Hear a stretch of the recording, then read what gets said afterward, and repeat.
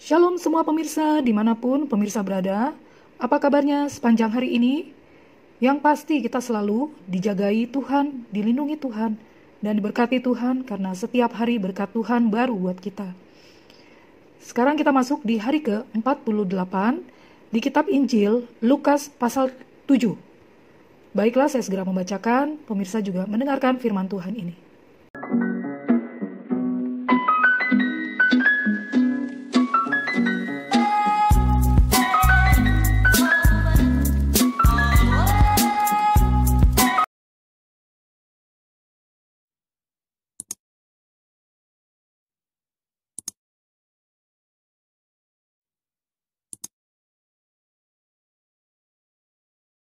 Kitab Injil Lukas pasal 7 dari ayat 1 sampai 50.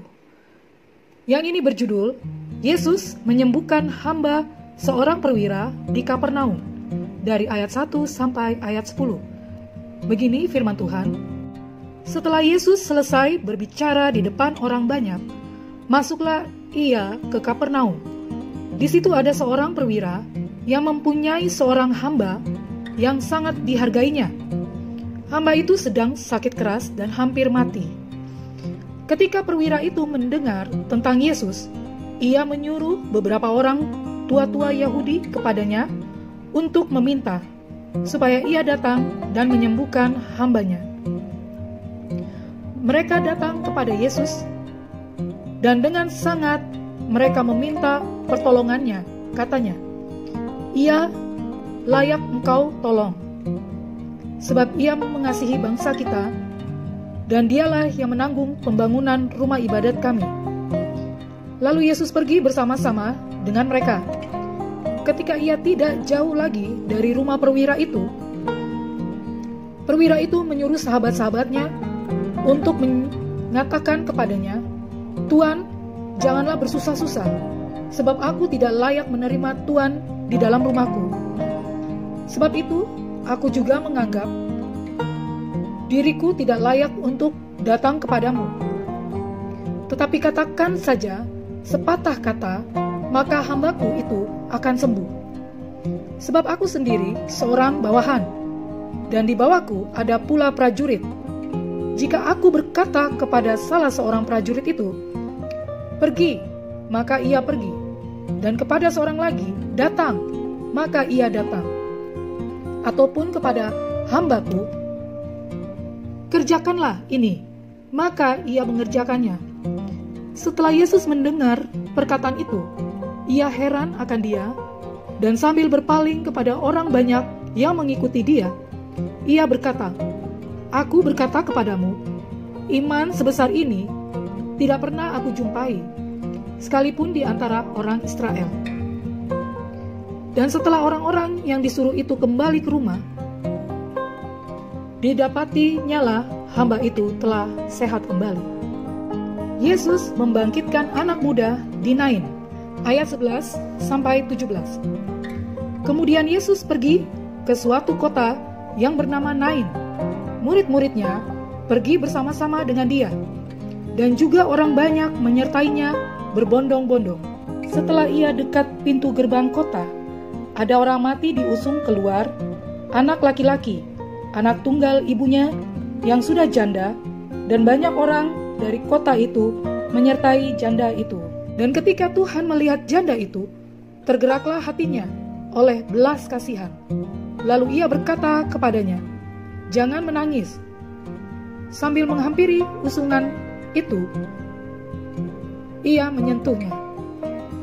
Dan sedang para pengusung berhenti, ia berkata, "Hai anak muda, aku berkata kepadamu, bangkitlah." Maka bangkitlah orang itu, dan duduk, dan mulai berkata-kata. Dan Yesus menyerahkannya kepada ibunya. Semua orang itu ketakutan, dan mereka memuliakan Allah, sambil berkata, "Seorang nabi besar telah muncul di tengah-tengah kita, dan Allah telah melawat umatnya."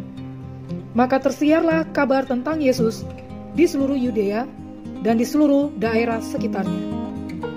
Yesus dan Yohanes Pembaptis, ayat 18 sampai 35. Ketika Yohanes mendapat kabar tentang segala peristiwa itu dari murid-muridnya, ia memanggil 2 orang dari antaranya dan menyuruh mereka bertanya kepada Tuhan, "Engkaukah yang akan datang itu? Atau haruskah kami menantikan seorang lain?" Ketika kedua orang itu sampai kepada Yesus, mereka berkata, "Yohanes Pembaptis menyuruh kami bertanya kepadamu, Engkaulah yang akan datang itu? Atau haruskah kami menantikan seorang lain?" Pada saat itu, Yesus menyembuhkan banyak orang dari segala penyakit dan penderitaan dan dari roh-roh jahat. Dan ia mengaruniakan penglihatan kepada banyak orang buta. Dan Yesus menjawab mereka, "Pergilah dan katakanlah kepada Yohanes apa yang kamu lihat dan kamu dengar.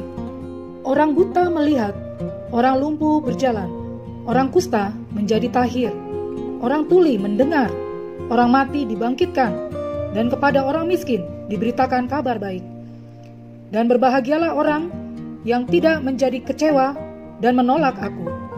Setelah suruhan Yohanes itu pergi, mulailah Yesus berbicara kepada orang banyak itu tentang Yohanes. "Untuk apakah kamu pergi ke padang gurun, melihat buluh yang digoyangkan angin kian kemari? Atau untuk apakah kamu pergi melihat orang yang berpakaian halus, orang yang berpakaian indah dan yang hidup mewah, tempatnya di istana raja? Jadi, untuk apakah kamu pergi melihat nabi? Benar, dan aku berkata kepadamu, bahkan lebih daripada nabi. Karena tentang dia ada tertulis, 'Lihatlah, aku menyuruh utusanku mendahului engkau. Ia akan mempersiapkan jalanmu di hadapanmu.' Aku berkata kepadamu, di antara mereka yang dilahirkan oleh perempuan, tidak ada seorang pun yang lebih besar daripada Yohanes. Namun, yang terkecil dalam kerajaan Allah lebih besar daripadanya." Seluruh orang banyak yang mendengar perkataannya, termasuk para pemungut cukai, mengakui kebenaran Allah, karena mereka telah memberi diri dibaptis oleh Yohanes. Tetapi orang-orang Farisi dan ahli Taurat menolak maksud Allah terhadap diri mereka, karena mereka tidak mau dibaptis oleh Yohanes. Kata Yesus, "Dengan apakah akan kuumpamakan orang-orang dari angkatan ini? Dan dengan apakah mereka itu sama? Mereka itu seumpama anak-anak yang duduk di pasar dan yang saling menyerukan, 'Kami meniup seruling bagimu, tetapi kamu tidak menari. Kami menyanyikan kidung duka, tetapi kamu tidak menangis.' Karena Yohanes Pembaptis datang, ia tidak makan roti dan tidak minum anggur, dan kamu berkata, 'Ia kerasukan setan.' Kemudian Anak Manusia datang, ia makan dan minum, dan kamu berkata, 'Lihatlah, ia seorang pelahap dan peminum, sahabat pemungut cukai dan orang berdosa.' Tetapi hikmat dibenarkan oleh semua orang yang menerimanya." Yesus diurapi oleh perempuan berdosa. Ayat 36-50. Seorang Farisi mengundang Yesus untuk datang makan di rumahnya. Yesus datang ke rumah orang Farisi itu, lalu duduk makan.